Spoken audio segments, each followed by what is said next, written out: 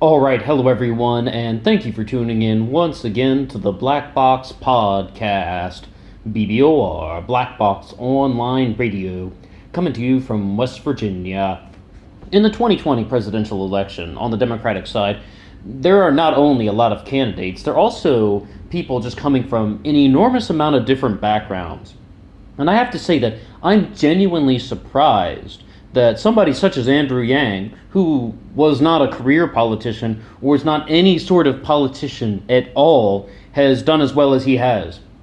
Even like on the eve of the debates, I was talking about this with somebody, and they're like, "What are you talking about? Andrew Yang's at like 1% in the polls, and then he's at 3% in the polls." Coming from somebody who was not ever involved with politics before, I think that that was a good start. And his popularity has overall done fairly well. His popularity has been increasing fairly well, I should say. One of the things I noticed was a lot of the people who are kind of more of the fans of the establishment Democrats are not taking Andrew Yang very seriously. But what I noticed is the people who are actually listening to ideas are taking Andrew Yang more seriously than anyone probably expected. Huge following on social media, and people are now having the conversations about the freedom dividend, about universal basic income. Is this something we need to do? But the biggest question is, why do they fear Andrew Yang? Who, by they, I mean the political establishment. You know, we had a debate once about cultural populism versus economic populism. Like, cultural populism is the person who's trying to act like somebody that you would want around, that you want to have beer with, that you want in your home. It's like someone who you think is cool, that sort of thing. Economic populism is someone who's trying to show that they are thinking about your economic interests, about your finances, about your employment, about how you're going to pay for things, and is actually representing the economic interests of the people, being a true representative of the people. There's a reason why we call it the House of Representatives. They are meant to represent what the voters want. The voters have decided we want this person to be representing our district, and of course the Senate would cover the state issues. But it's like, we need to recognize that anytime there is someone who stands up to the political establishment with something that is beneficial to the people, the establishment gets afraid. When someone is genuinely talking about things that are bringing lots of energy to the working class individuals, the establishment starts to get afraid. And when you have somebody like Andrew Yang just pointing out that truck driving is one of our biggest employers in America, and so many of these jobs are going to go to automation. We're going to lose so many jobs that involved in that sector. People are listening, and they're just like, that could be me. That could be my father. That could be my brother. People are hearing him out. And it's not only one sector. I mean, if you go to a Walmart or a McDonald's, what do you see? Automated kiosks, automated self-checkouts. This is real. What Andrew Yang has said about automation is, I mean, it's an important conversation to have, and it's an important discussion to have. So it's like, it's also something that is about recognizing issues that are genuinely affecting Americans. And when you look at some of the more establishment Democrats, I mean, they're obviously just saying whatever they have to say to get elected. Any politician would do that. I'm sure Andrew Yang is capable of it. If he's running for president, he might have it someplace inside him to just make stuff up to get elected. But it's not there yet. We aren't there yet. And us as the voters, we just need to be looking at what are the things that we need to do that are actually going to be benefiting and improving quality of life for everyone. Not just the top, not just the bottom. One of the biggest problems with Bernie Sanders is he always says the rich need to pay their fair share of taxes. But that's the thing, though. It's not a fair share. It's just something that's been decided by other people. I mean, there's no sort of division that says this person has to pay this much. That's why we're arguing about it. It's not Bernie's fair share of tax plan. It's more like let's have a plan that is beneficial to as many people as possible. Why doesn't Bernie just say that he wants to raise taxes on the rich because he wants them to pay more? Hey, you guys have more. Stop arguing. Just pay it. You can afford it. I mean, that's sort of the way that can be a little bit more honest about it, because it's somewhat misleading. Andrew Yang has talked about a variety of issues, not only universal basic income, not only giving people $1,000 a month. One of the things that I am most impressed with, as part of his very detailed platform on his website, it's on Yang 2020, it's just that the president and the vice president need to make nuclear decisions simultaneously. You need two people to do this, because it is too much power to have for one person. I think that's excellent. I mean, and I've just been thinking about that one over the past year and a half, because remember, Andrew Yang announced his candidacy in 2017 when he first put that stuff up there. And it's like, do you believe that the vice president needs more authority? I would just ask that to anybody here as a challenge question.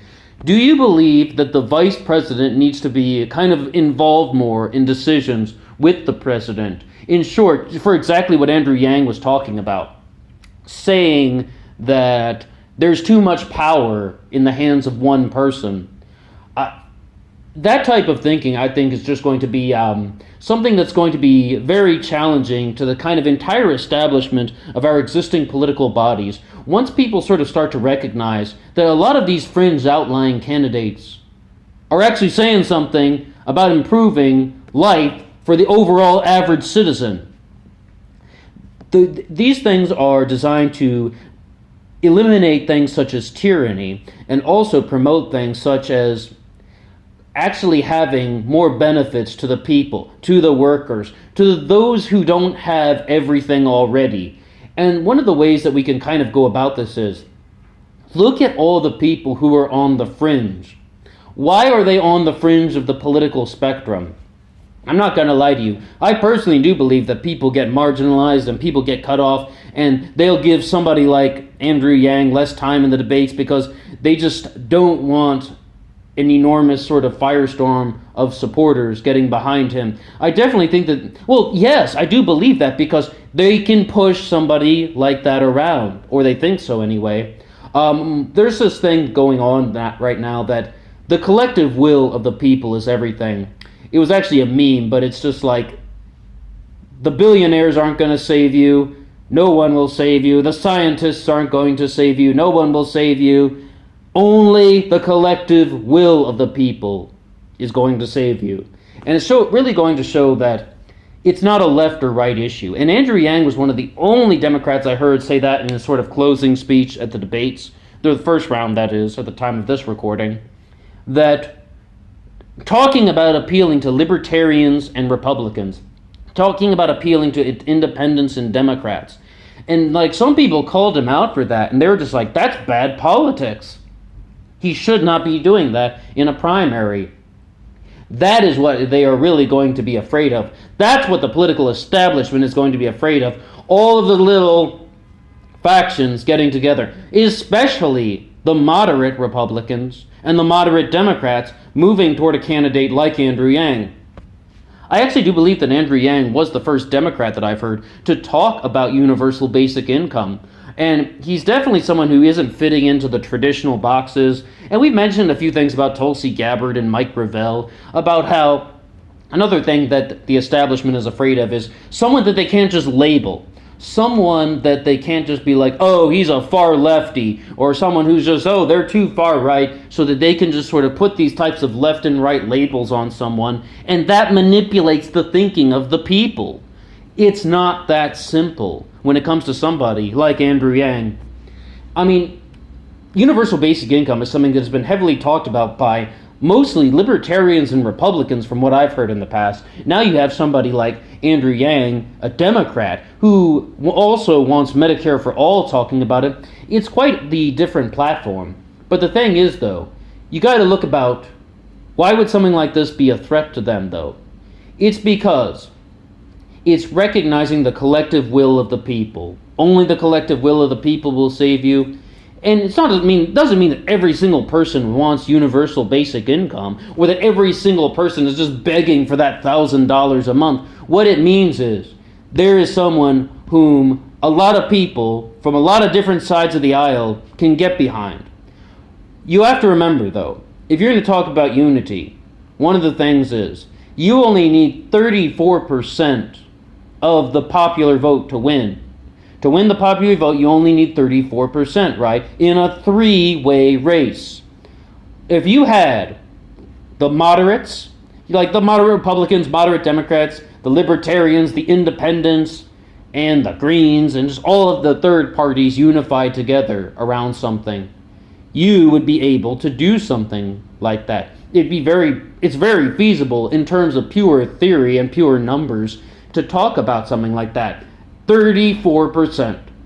And I think that is the biggest thing that is threatening the entire political establishment. It doesn't have to be Andrew Yang specifically in that case, but just the entire concept of, the two-party system, the left and right political dynamic could be turned upside down on its head. And you could actually have the collective will of the people coming together. I would just ask that question. When has the unity of America been a bad thing? And if you look at the candidates that are talking about the unity of America, many of them are just on the fringe. You have people like John Delaney and Tim Ryan talking about unity. I mean, people aren't hearing their messages. When you actually hear about stuff like from the Bernie Sanders campaign, as well as from Kamala Harris and Joe Biden, they're more just talking about overriding the other side with our way because we think our way is superior. And a lot of candidates say that in various terms. But if you actually look at what their platforms are, the moderate Republicans do not want Bernie's brand of democratic socialism. The moderate Republicans do not want Joe Biden's platform because they view him as too similar to the Obama era. The moderate Republicans do not want Kamala Harris because they just question her.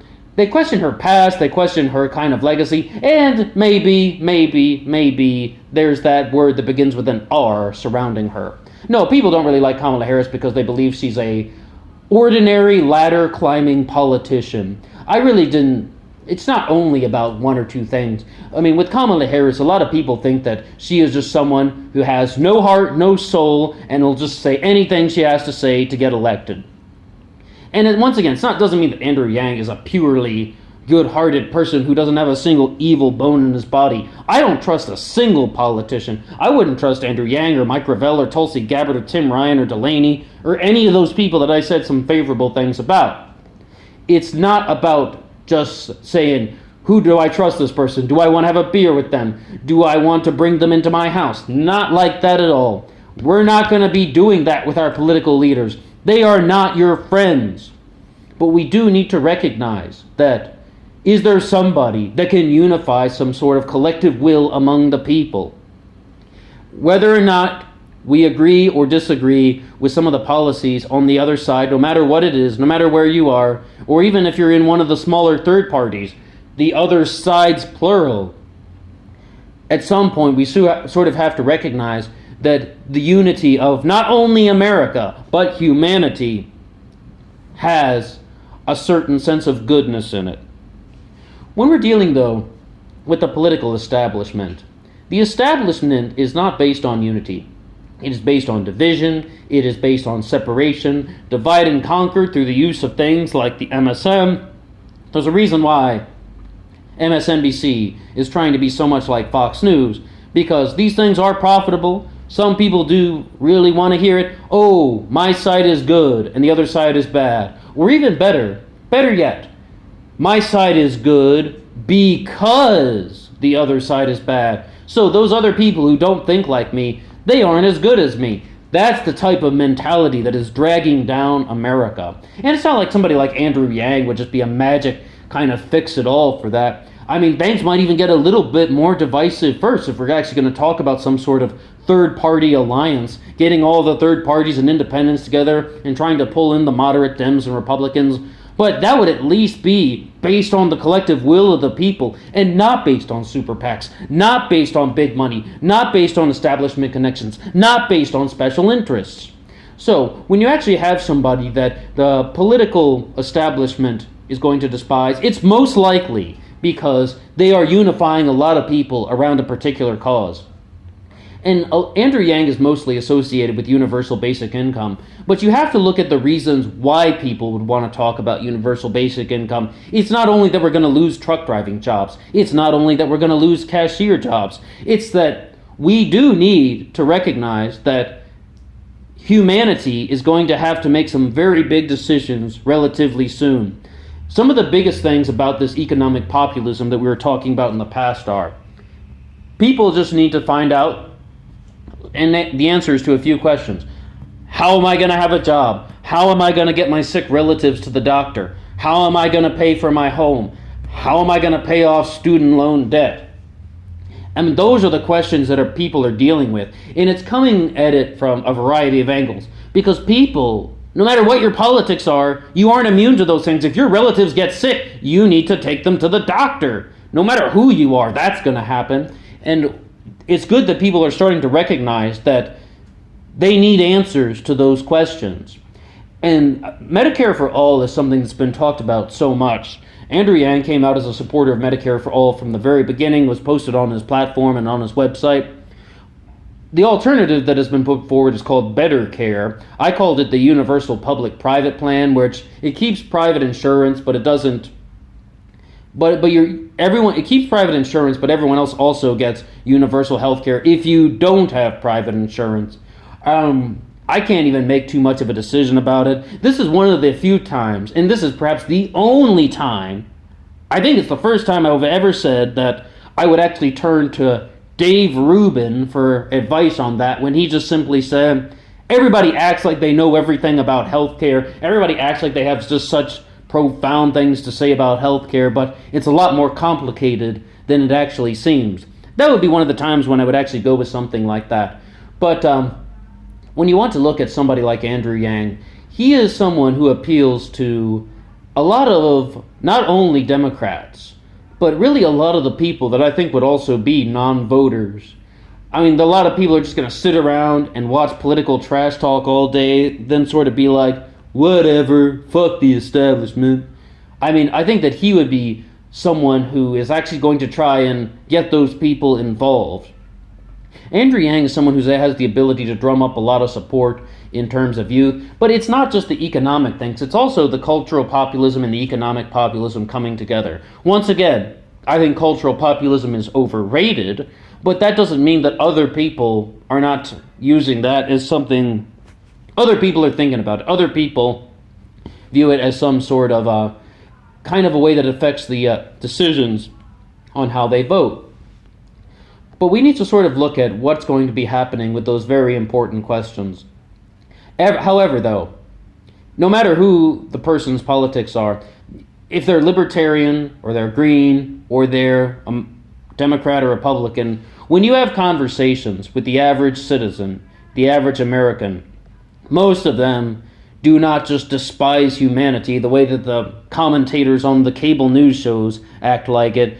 And most people are just sort of, they have somewhat of a sense of awareness that, hey, I recognize other people disagree with me, but I mean, they're still human. All right, everyone can be their own person. This is what I believe politically, but all right, do whatever you want as long as you don't drag me into it. That's a starting point. That really is a starting point. That's a starting point for humanity in the sense that we're not as nasty as CNN and Fox News and MSNBC and any of those other programs try to make us out to be. Well, that's all for now. What do you think about Andrew Yang? And what do you think about anything that we've said about the political establishment? Do you believe that Andrew Yang is a genuine threat to the political establishment? Or do you believe that he is just kind of like a fashionable politician that people are getting behind? Because as he said, the biggest threat to Donald Trump is an Asian guy who's good at math. And that's one of the reasons why we're seeing like the Yang Gang and the math t-shirts. But it's like, do you think that some of the things that Andrew Yang has talked about are good ideas, such as universal basic income, but also what we said about expanding the powers of the vice presidency? When it comes to the 2020 presidential election, the debate is going to get a little bit nastier, but I'm really just quite curious, not about what only the commentators and the politicians are going to say. I'm curious how the people who are viewing this stuff and just the average ordinary viewer of the whole thing is going to say as well. What do you think? Until next time.